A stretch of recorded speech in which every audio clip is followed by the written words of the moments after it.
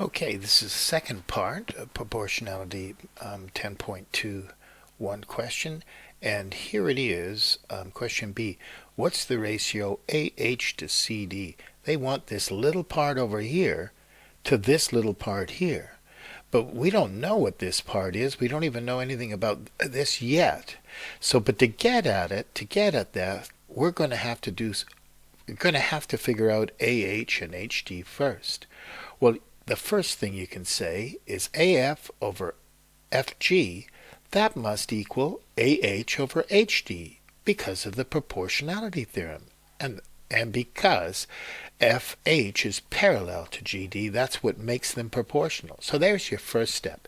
I call it 3A and 1A here, just to get that. Now I've got one ratio there like that. Well, then we know that AD over DC must equal 3 over 1 because we knew that AE over EB was 3 to 1. So AC over CD must equal 3 over 1 because of the proportionality theorem. So we know that's in a ratio of 3 to 1. And before we said that was 3Z and 1Z. Okay, so we know that this is in a ratio of 3 to 1. But how do we figure out this little piece here? Well, we know. Let's take a look at this. I don't know what CD is, but it goes with 4A, the way 1Y goes with 3Y. Do you see how I played that game? It's so easy. That 1Z there goes with the 4A.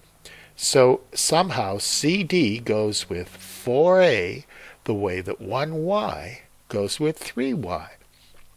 And then all you do, multiply by 4A, and then you get 4/3 A. Now I know this little piece. That's 3A, that's A, and that's 4/3 A, all in proportion. Now I'm ready to do the final thing. AH over CD. Well, AH is 3A, CD is 4/3 A, and when I go 3 divided by 4/3, you tip in times, you get the ratio. 9 over 4. And there you go. And the last question is a little bit unfair, I think, because if you get this part, it's kind of trivial. They say, what would this length be if I told you what A was?